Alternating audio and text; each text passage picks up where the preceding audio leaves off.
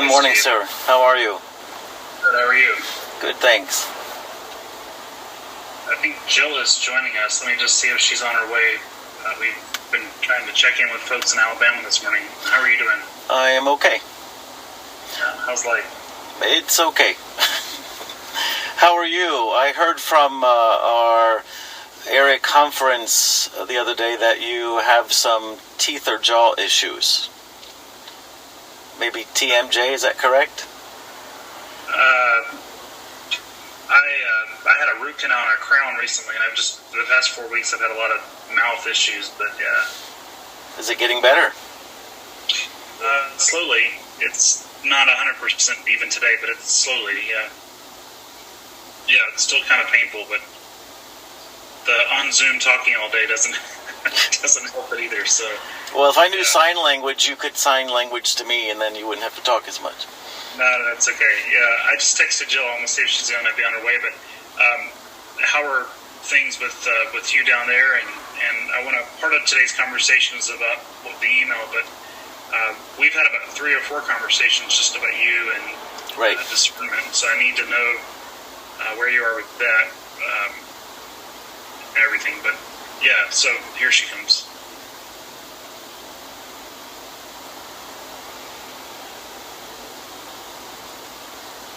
There's Pastor Henning. Morning, sorry. Wouldn't let me in. Good morning. Hey. Yeah, so Steve, tell us first about the email you sent, because I have a number of questions there, and then before we end the call, I'd like to hear kind of what is Steve Schulte's plan for call and everything. Okay. All right. So what questions do you have for me, or do you want me to go ahead and explain sort of what's happened? Just a recap. No, it'd be helpful to hear what's happening. So, the neighbor has offered to buy our property. He is one of 3 that have expressed interest, and he has done now a written offer. And the people of St. Luke's are willing to engage that and have expressed an interest to sell, if that works out with him. We have a small congregation, maybe 4 or 5 on a Sunday, and I think we have a total of maybe 7 or 8 on the rolls. So the person that's offering to buy the property, this is the movie person or whoever? Yes. Mm-hmm. And they were offering to buy the property and the building? Yes, both. Mm-hmm. And so, have you had the building and the property assessed for the worth of it? No, we have not. And what were they offering to pay? $180,000. It seems low for the building and the land, but I don't know the property value there. But the property that he just bought, which was 3 times our size and had 3 buildings on it versus our 1 building, he paid $315,000 for it. What is this person's name? Toby Huss, Huss. Okay. Does the written offer have a timeline that you have to respond by? It's not, actually, I'm sitting in my car because I'm going to meet with the real estate attorney next. So the timeline, he would like to buy it by March 1st, but that's negotiable.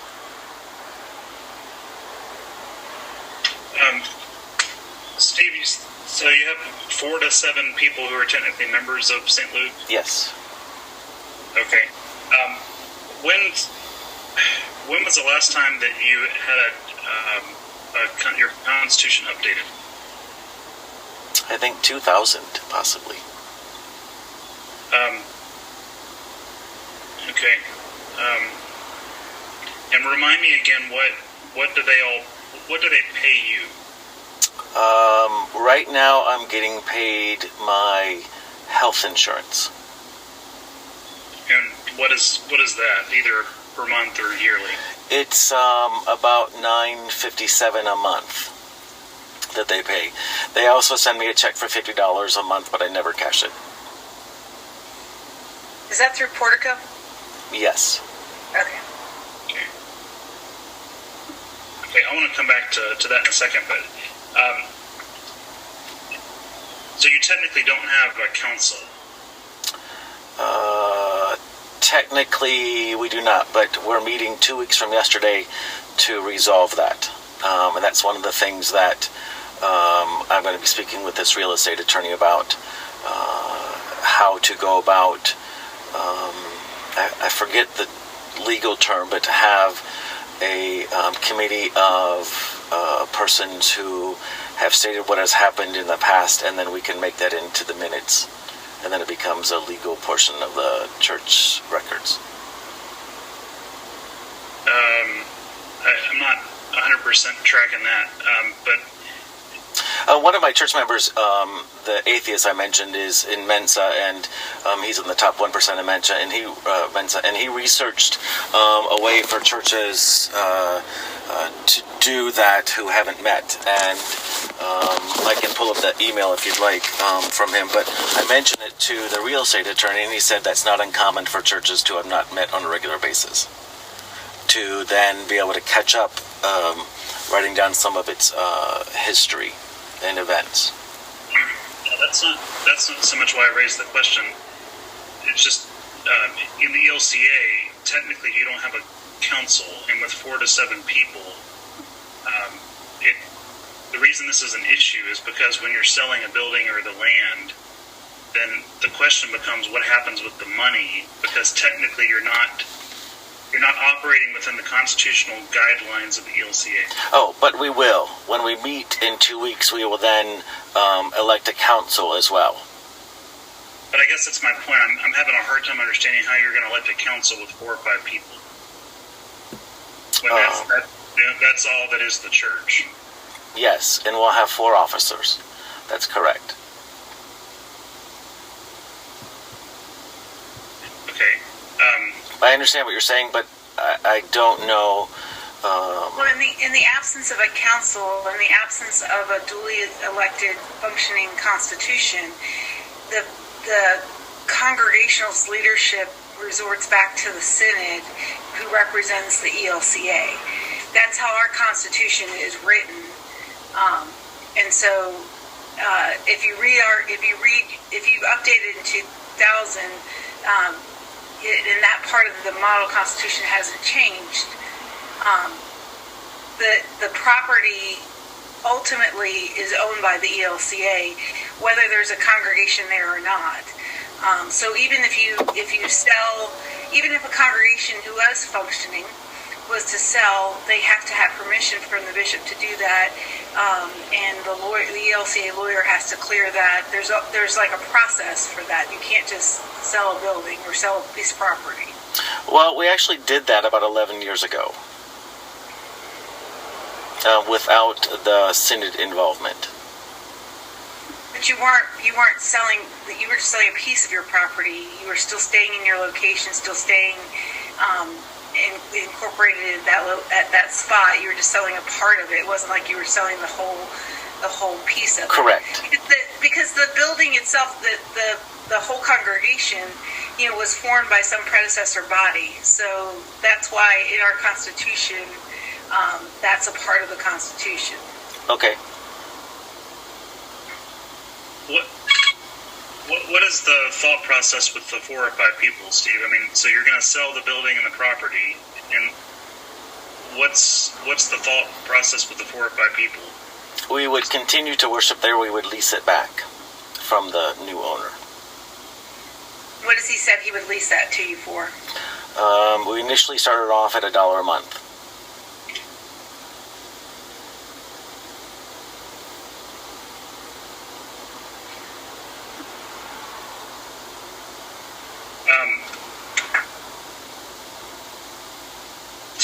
I'm just having a hard time with the 4 or 5 people remaining congregation. And I know you all have been doing that, but if you're going to end up selling the property and the building, which I think makes good fiscal sense, what are you going to do with that $180,000 for 4 or 5 people? We will continue to worship and rent a space and meet our obligations. with regard to my health insurance, my retirement account, which goes with that, and helping people in need.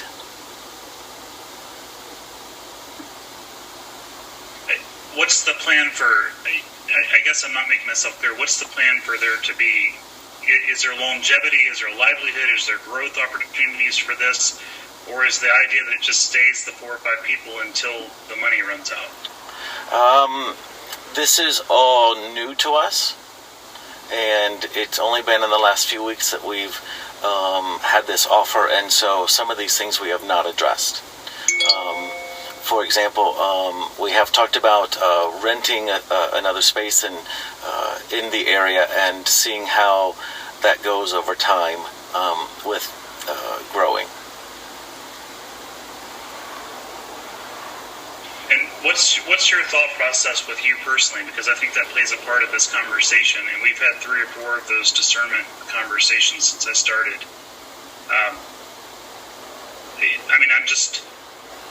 I'm trying to hear you out, but I'm also trying to think about what's best for the livelihood of that. And the 4 or 5 people, it needs to be more than 4 or 5 people to remain a congregation. So what's the minimum number of people to have a congregation?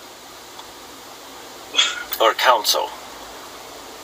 Well, you're technically... What your constitution says. I will have to go and look at that. I don't know. That I can't answer. Yeah, but hear me say, I'm just trying to get a hold of, and I asked you this question before, what's the end goal for St. Luke and Thunderbolt? Is it to wait till the 4 or 5 people leave or die, or is there hope for growth and longevity? And does that hope and longevity look like another pastor? Does it look like merging in with another church? Does it look like, what does it look like? Has there been any conversation about that? We have not discussed that because that's part of all the new information being sent to us or being given to us with this offer. We had talked in the past about staying there as long as we could as a congregation and in the community. Because my want would be that we continue to grow a Lutheran presence in that part of Georgia. And my want would be that we continue to nurture those people who need a church home. So if St. Luke were to close, where would these people go to church? Well, we have talked a little bit about that, and we have talked about possibly, currently we go to a church nearby on Wilmington Island, and our choir congregation sings while they have drive-up communion, and we've been doing that since June, and the congregation has gotten to know some of the people there, and recently we've talked about, if the church ceases to exist, would we merge? Would we just go join there? What would we do? So, back to my question, where are you with a sense of call, and what's your plan for your own personal life with a sense of where you feel like you are feeling led to be? We've talked about that a few times, and like I said, I keep leaving the door open for you, but right. For it to be a call in the ELCA and for you to remain on the roster, you have to have at least 15 hours a week for it to be a call. Yes. And with 3 or 4 people, it's hard to justify the call for that. Just to state that plainly, it's hard to continue to justify that. Okay. That's been that way for several years now. Yeah, I hear that, but I think you're at a precipice with, if there is the sale of this building and of this property, I think it then only speeds up the process of asking the question that I'm asking in this conversation now. Where is God calling St. Luke and Thunderbolt, and where is God calling you? As far as where is God calling the congregation of St. Luke, we have not addressed that recently. For the question, where is God calling me? In the next few years, I hope to retire.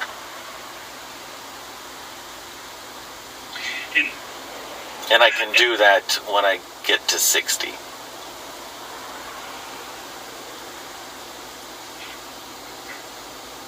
And is the concern that what's the concern? The healthcare, the health insurance piece, or what is it?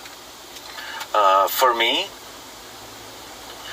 staying on the church roster, having health insurance, and being able to have a retirement. Well, and I guess that's my question. I mean, if the concern is health insurance, keeping your retirement, which, by the way, it's your retirement, so you keep... Well, I meant adding to it to allow it to grow. But if it's keeping on call, especially to do what you're doing with the wedding piece, obviously I can't, and it's not because I don't want to, it's because I just can't. I can't make that a call, but if it were 15 hours a week in a local congregation, then you can continue doing that. What I'm trying to state and state plainly is, are we continuing to put a Band-Aid on a wound? Or a better analogy, are we keeping life support on something that's already been gone? And I'm not saying you haven't been faithful or the 4 or 5 people haven't been faithful, but are we just biding our time with the life support is my question. And is the option for this for us to look at another way to keep you in call until you can retire? Okay. One of my concerns, and I expressed this in the email, is one of my church members who is an atheist who has been more faithful than anyone else. And I, in all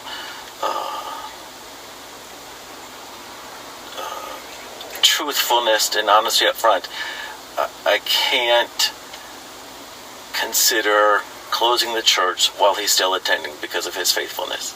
I think that would be completely wrong to do.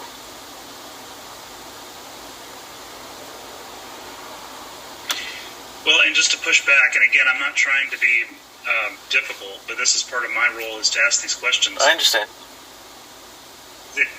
Is it faithful to hold on to something for one person? Well, it's more than one person, but is one person worth it? But you're already building a relationship with people, at least participating on Wilmington Island. With the 4 to 7 that are worshiping, would they go as a group and be welcomed into that congregation? Since June, you're talking 6 months of shared ministry together. Wouldn't it make more sense for those people, while there's still at least a core remnant of folks, to go find a home in that congregation and have opportunities for expanded ministries, which then will allow you to look at other opportunities that could not only pay your health care and your pension, but have an actual salary for the ministry that you're doing. Yes, we have discussed that merging, if you will, of the two congregations amongst ourselves. One of the concerns by a couple of the people there is how welcomed would I be either on that as a called person there, or as any sort of responsibility there, because they just recently became an RSE congregation after years and years and years of not being that way and trying. And so I don't know where that goes. I've known those people for 26 years, many of those people.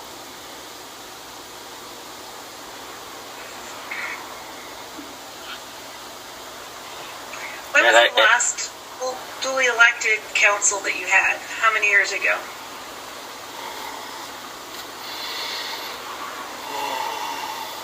I don't know. Maybe 8? I don't know.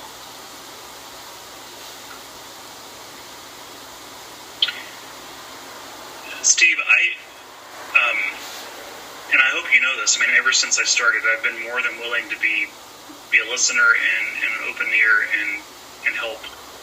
I would be happy to be a champion for you in a call, but in order for me to do that, I have to know that you're willing to want that call, and willing to put yourself out there. I'm having a really, really hard time with keeping something open because of the one person or even the 3 or 4 people. And I understand the relationship. I understand that you put the time and the effort into it. I'm not discounting that. But if this is an opportunity for there to be growth or new ministry or a new light, I see this as an open door for that might be possibility, especially if this person is going to let this congregation continue to rent space. I mean, I think that's the time and the question where now it's where the synod can step in and ask the question with these 4, 5, 6 people: where is God calling you? And is God? I do not believe God's calling you to remain insular. I don't think that's the definition or the purpose of the Christian church. I think we're called to be outward. Okay. What would it look like for us to be an outward church for people? And what would it look like for in Thunderbolt, Georgia, if there is a community that's going to stay a Lutheran presence? If debt isn't encumbering it, what would it look like for that to be a presence that does have life, vitality, and growth? I mean, I think that's a great question. I don't know. I don't know that answer right now. Well, that's what I'm saying. That's where this is helpful for people like me or a Synod staff person to come in and help ask that question. Mm-hmm. Those 4, 5, 6, 7 people to say, are we right at the precipice time to ask the question? Is there growth possibility here for a new type of ministry or a new beginning, a new day? Or can we say we have been faithful to the end, and we give God thanks for this ministry, and we go on our way? And other ministries can happen in Savannah or the surrounding areas. But I think for me, those are questions that need pondering and needs answers too. I think for the sake of the 4 or 5 people, but more importantly, the sake of what does it mean to have a presence there in that part of Georgia. Okay. What other resources does the congregation have? Do they have a savings account, endowment, or any? So, how do they pay your portico bill every month? We have about $3,000 left in the account, and I contribute at least half of that monthly portico bill, and then we get some random contributions, but then people of the church, we get about 90% of that every month. So let me ask you this, just completely playing devil's advocate. Let's say that the building and the property are sold in March. The 4 or 5 people find a new place to worship. And let's say that for the next, 12, 24 months, whatever, I figure out a way to where your health care is paid for, and you're still a pastor, but you're on leave from call. What would that look like? Well, I know that leave from call can only last 3 years, correct? It can only last for 3 years, but what I'm saying is, what would that look like if your health insurance is still paid, you still remain a rostered person? I don't know. I haven't considered that. I haven't asked that question. I would ask that question to yourself and ponder that, because I think that's an important question to ask. I would also ask you to think about, if you're not looking for a full-time ministry, which it doesn't sound like you are, then what is it that you're willing to do for the next 4, 5, 6 years to keep a rostered status, if you still want to keep the rostered status? And if that's the case, and you're not willing to move from the Savannah area, obviously Lutheran options are limited as far as how much we can help with that. But to remain on the roster, for it to be a call, it has to be at least 15 hours a week for ministry to be done that way.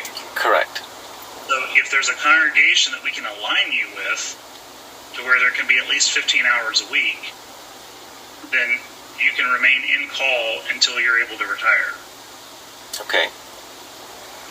And every time you would serve a congregation, let's say you were to do an interim, it's a Synod Council call, and so that restarts that on leave from call status.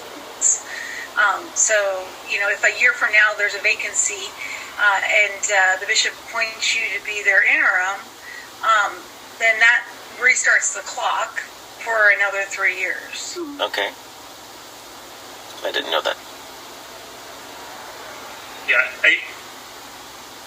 my personal impetus for this would be that you and I continue to have a conversation about this, and I would like to be more involved than not in the conversations with the congregation. Okay.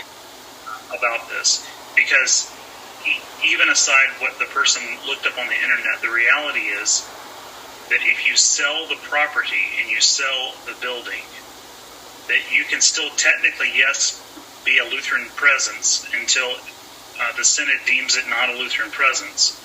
But with 4 or 5 people, here's my deepest concern, because we have the same situation right now in Alabama with the congregation. We have 3 people in a small little congregation in Alabama that literally we're in the process now of disbanding because they don't have a pastor. They had a pastor for a very long time who basically was coming in there for an hour a week, that was it. And the Synod sort of left them alone because they weren't bothering anybody. But then that pastor died. And so now these 3 or 4 people are trying to figure out, well, what do we do? Well, they can't afford to even pay the water bill anymore. And so my concern is if these 4 or 5 people choose to sell the building and the property, and there's this $180,000, that $180,000 cannot go to any of those people. Oh, I know that. It has to come back to the Synod or to other ministries deemed appropriate. Correct. And so what I want to make sure is that and I'm not, don't hear me say that I'm trying to money grab this. That's not my point. But if there is $180,000, I would much rather invest that into ministry instead of see it become a court battle or some other argument between 4 or 5 people of how they want to spend the $180,000. Okay. The other thing is I would ask you to think about is that if you want to remain in call and you want to remain serving until you're able to retire, you need to be doing something that also brings you fruitful ministry for word and sacrament. And you need to be doing something that gives you some new charge and some new energy. And that's what I asked you when we first met about your RMP. And I would venture to say that as much as you love these 4 or 5 people, it's 4 or 5 people, Steve. I mean, it's not a community that's growing. Correct. And you can still love those 4 or 5 people and not be their pastor. Correct. So, I mean, a lot of the decisions of this really lay on you, but this is a really important time for St. Luke, the 4 or 5 folks, to use the help that's being offered and let us help make decisions to where ministry can still happen if it needs to. Okay. If it needs to. But I'll tell you that, let's say you were to die right now, God forbid. If I had to come into the congregation there for 4 or 5 people, I would not be able to find anybody to go down there and serve in that way. I know that, and it's been that way for 15 years. Actually, probably closer to, at least 15 years. That I know that nobody would come here. I know that. Well, but what I'm saying is that because you know that, because it's been that way for a while, we need to not, it's okay to say that hospice ministry has ended. I mean, it is really okay to say that the door needs to shut. And it's not a negative reflection on you or the congregation. It just means what was, it needs not be in the same way. And if those 4 or 5 were able to join in something else, or think about what it would look like if that money were invested into other ministries in that area. Okay. I mean, that's where that would be my concern. Because if your concern is your deep care for those people, which I know it is, if something were to happen to you, honest to God, we would have no other choice but to say, this has to close today. This is not viable. This is not a ministry that we can invest a pastor into or money into. And I understand that completely. There are several aspects here that weigh on my mind. One is a sense of failure, which started way back with Ron Warren and has not gotten better. A sense of not being wanted by another congregation in the area, because I know the community better than anybody else. And a sense of, if I accept another call someplace else, can I really make a living of that? Or do I lose everything that I've had because it's only a part-time call? How do I juggle all those things? And Steve, I hear that, and unfortunately, I can't change what was. I understand. What is. And since I've been the bishop, I've tried really hard to help you with the what is. Yes, you have. Not just financially, but I've tried to open an open door for conversation anytime you needed or wanted it. But when it comes to taking that leap, honestly, the only person who can ever take that leap is going to have to be you. And that leap is going to be scary because anytime there's a change in life, it's always scary.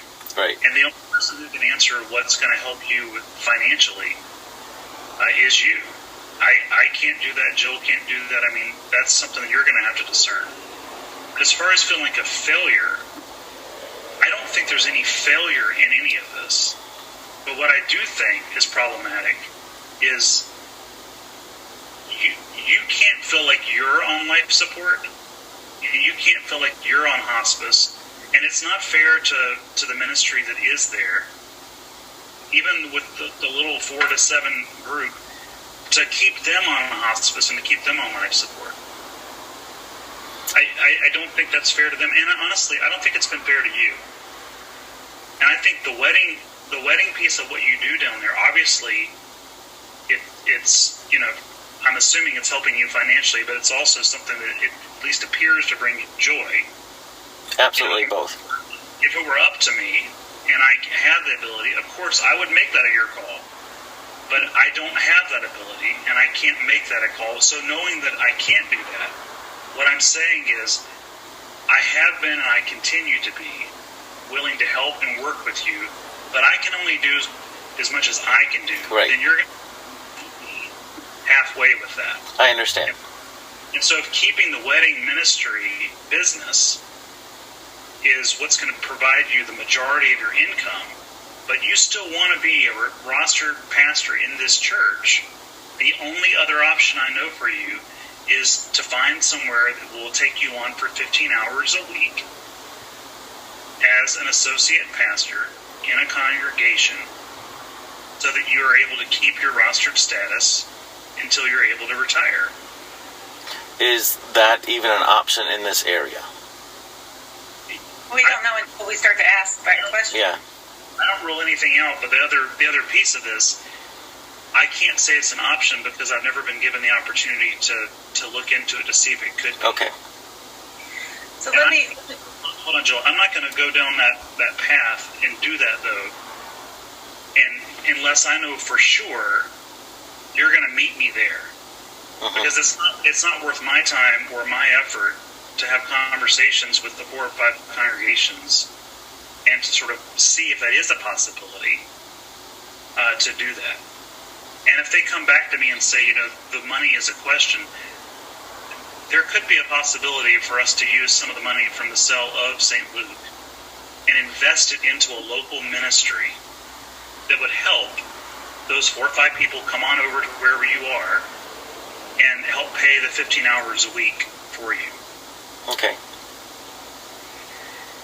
So part of what I do, Steve, is risk management stuff. So one of the things that really concerns me is 8 years without a council, putting together a council. What if someone comes from St. Luke's past to question the validity of this sale without it being done in a proper way, and that because the majority of the budget pays for your health care and your pension, that you would then be the one that they would question as to whether there's been malfeasance. So that's a concern. Yes. The other thing that I find, well, here's my question. Because I love that you have a congregation that's concerned about whether you'd be accepted, as an LGBTQIA rostered person. So what if we dreamed for a minute?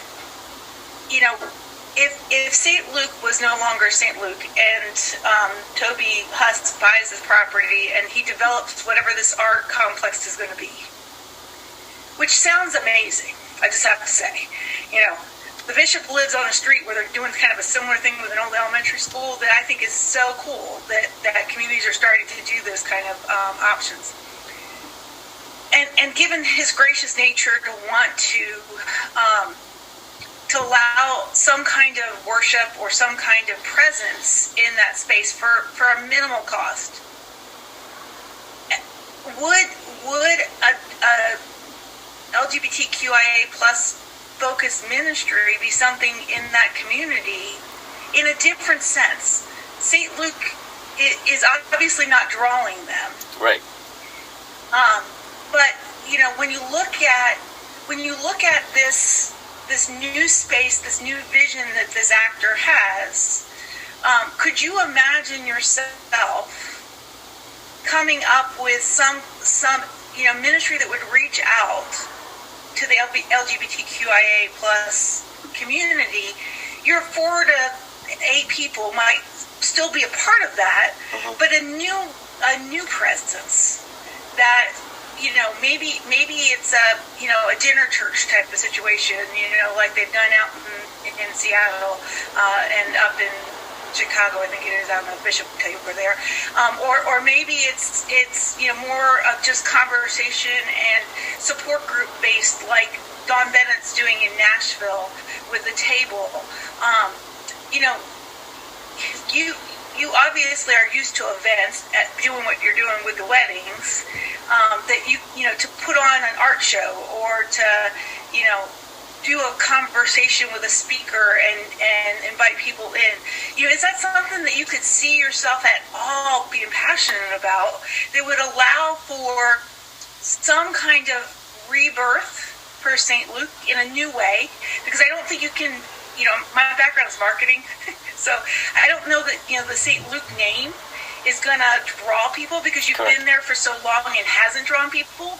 But with this collaboration with Toby Huss, to open up a new presence where, it's a partnered with a congregation, so maybe you're on staff somewhere for 15 hours a week, but your primary focus is to develop this kind of ministry that, would allow people to be brought to a community that they were accepted at, that would also be tied to a congregation that the hope would be that, that they would want to be a part of, not just a specific ministry, but a whole family of God.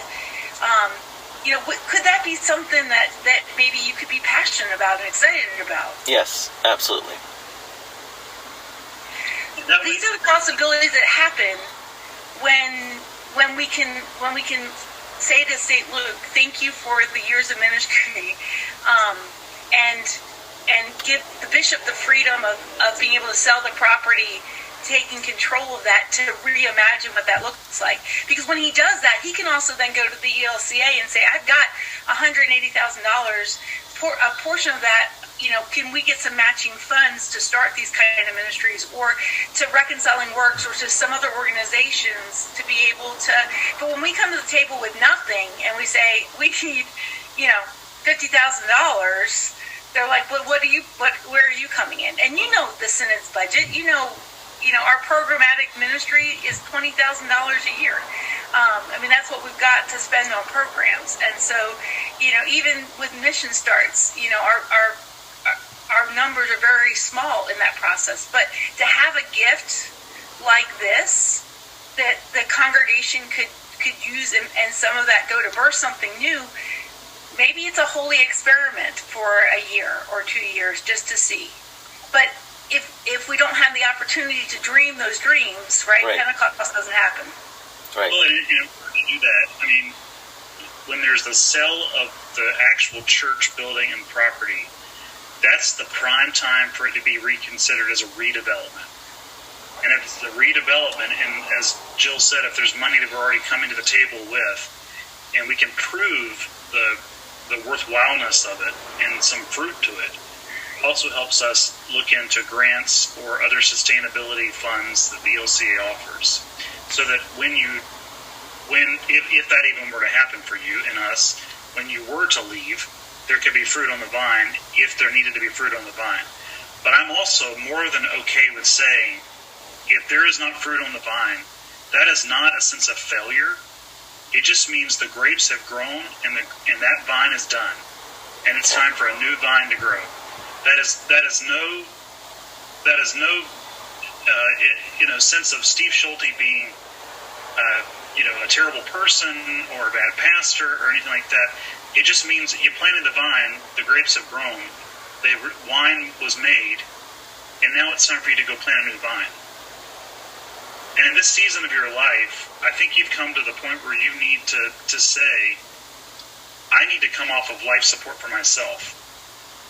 And I think you have lived, unfortunately, in a place to where you've served faithfully and yet also not been able to be your full authentic self. And in the Deep South and in this synod, and because of who former leaders were, and where I can't change that, I can certainly at least say to you at this chapter, in this venture of your life, that is not the same synod. It's not the same church, and I'm not the same bishop. And so I'm willing to fight like hell to help you, but you're going to have to meet me halfway in order to do that. But also what I'm also going to say to you is we need to be at the table of conversation with the 4 to 7 folks from St. Luke when these conversations are happening. For 2 reasons. One, because we need to be at the table based on the numbers of where you are and the legality around you're not technically having the full support of a council. Because with your numbers as small as they are, you're right in that weird loophole of legally you're not a full functioning congregation. And so I need to be at the table because if anyone does question that, Steve, they could question your roster status. And I need to be able to cover your ass and mine if that were to happen. Okay. And the other thing is, regarding this, I need to have a seat at that table because if there is question about money when this is sold, I need to be able to justify that if it is questioned. I also need to be able to justify if someone questions how they've been paying you. Yes, I understand. If I can't justify that and I get questioned on that, especially if I was in knowledge of it, I could be just as much in trouble as you. Okay. And I don't want to be in trouble. I have enough crap to deal with. So I want to be as supportive and helpful as possible. And like I said, I will put your paperwork in a congregation. I will advocate to see if there's a congregation down there that would be open to having another pastor on staff for some pastoral help. But again, if I don't want to go down that road and do all that work unless I know that's something that your heart says you're willing to do. I understand. And with Jill's idea, I'm also not saying yes to agreeing to that unless I know that there's the full buy-in from that 4 to 7 people who are going to have to be a lot of helpmates to that new vision, and from you. Because to create something brand new, it's going to require more work than not. And for at least the first 3 to 5 years, it's going to be a lot of effort. So I'm sure. I'm willing to think outside the box as far as how to keep a call for you. And that's actually more of my priority. I'm less concerned about keeping St. Luke alive. Thank you. I think it's time for life support to be taken off, personally. And I mean that in no disrespect to the 4 to 7 people. But I think one of the most beautiful things we can do to people when they're at the end of their life is wish them well. And I think this congregation, not these people personally, but it as a ministry, I think it's time to pull the plug. Okay. The other option for being rostered is if you were to be employed by an agency or an organization that the bishop could deem a Synod Council call. So, I know that Inspiritus is present in the Savannah area. I have no idea what they might have. I know with the new administration, they're looking to expand back into refugee resettlement. I think Savannah is one of the locations that they're looking at for that. So whether they would look for somebody that would come in and do case management or work to help resettle people, the bishop can then offer a Synod Council call through that. And that would still give you the time, even if it was part-time. I don't know what they have or what they're looking at, but that's just another option for you to think about as you're looking at, situations. You can get an educational delay, which is longer than the 3-year period of time, or could be in conjunction. So if you, let's say you go into a unit of CPE,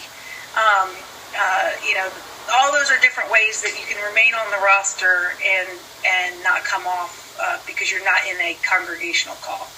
But after hearing from you, I don't sense any of that being where your heart is. And after the 3 or 4 times you and I have had some conversation, I don't sense CPE is where your heart is calling you. Correct. The only other option that is possible, and yet it's out of my hands, it would have to be approved by the Conference of Bishops Roster Committee, is there is a possibility that you could stay on call until you retire, and it'd be non-stipendiary, which would mean you would have to be in a congregation unpaid for at least 15 hours a month or per week to do the pastoral care and such. And the wedding piece could be your primary source of income. Okay. But we just had one pastor who stopped doing that. They don't typically like when folks do that because it muddies the water for things. But I could argue the case that what you're doing with the weddings is pastoral. They would still want to know you were doing something with sacramental pieces. Okay. Anyway, like I said, all of that, those are all possibilities, but I can't go to the plate and hit the ball unless I know that you're going to be there to catch it. So right. You said that they want to answer by March 1st or whatever. What I would suggest is I'm even willing to use the Synod account for Zoom if you need us to.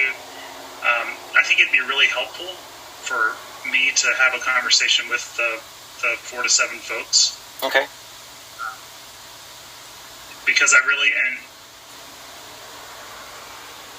and I don't know those 4 to 7 folks, but I think they also need to hear that there's not viability, and they have to know that. I believe they do. This actually just opened a chapter that we have been ignoring. So if you want to work with Carolyn or Jill and see if we can get something on the books, I'd be happy to zoom in with you all and do that. All right. Let me work on that one because it's going to be a challenge. The atheist is super hard of hearing and doesn't do technology. So I have to work on that one. Well, let me, and again, this is going to sound really heartless, and I don't mean it this way, but the atheist is not technically a member of the congregation, is he? He is. Did he join the congregation? Yes. And again, this is going to sound like I'm being a hard ass, and I'm not, but is he baptized? Yes. Okay. All right. But again, we can't be strapped down by one person. That's unfair and it's unfaithful. Okay. It doesn't help the fruit of the vine for one person to hold anyone captive from making a decision for their own personhood, but also for fruit to grow in that area. It's not him that's holding anyone captive. It's me wanting to remain faithful to his faithfulness. And I hear that, and I love that about you, but I also want you to hear that you need to let that go. You need to let that go. You can still be faithful as a friend to him. You can even be pastoral to him without the auspices of St. Luke Lutheran Church and how you do that. Okay.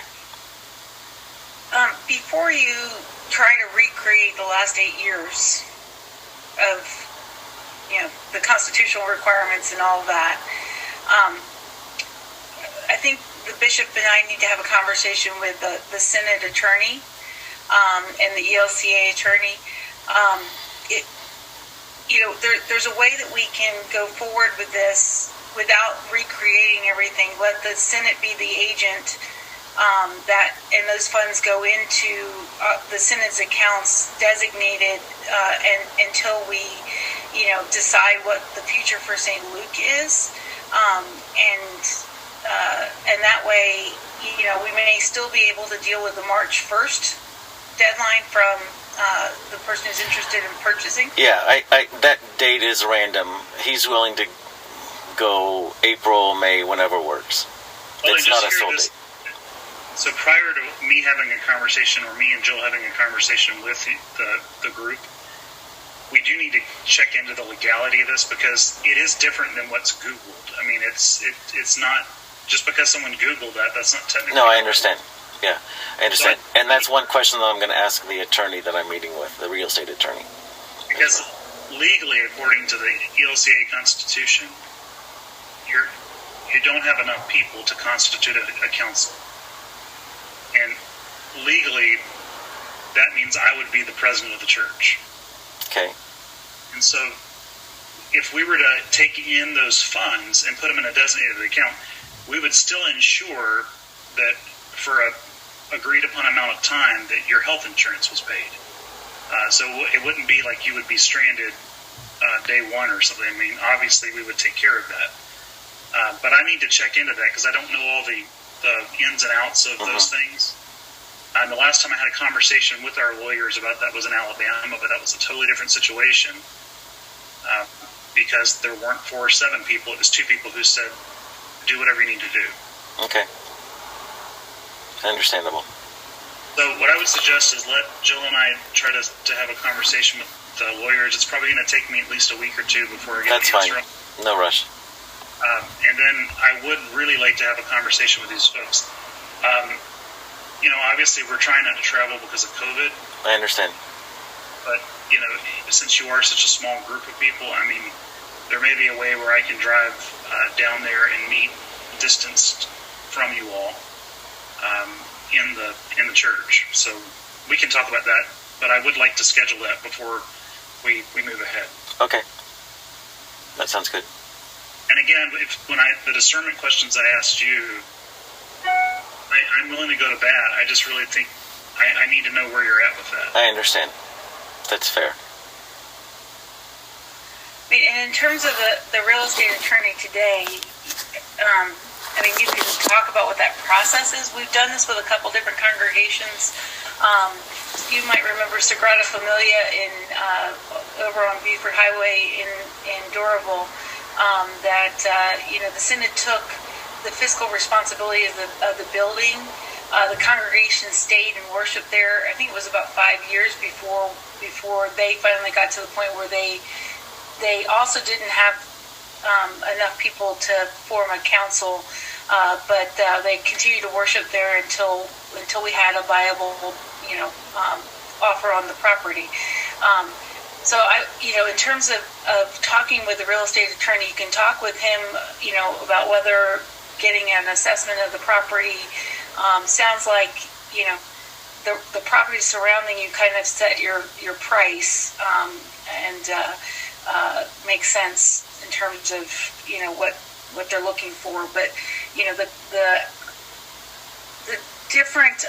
the difference between this situation and like a regular real estate situation is that and even like a different denomination, every denomination has different constitutional requirements. So just because one church did it this way, it's different than the way Lutherans do it versus a Baptist church, which is completely autonomous to any denominational requirements.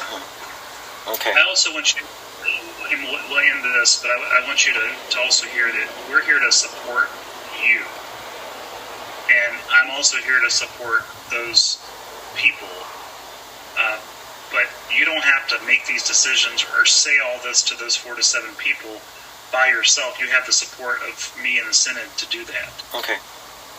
So I hope that makes you feel like, this isn't Steve Schulte having to do anything on his own.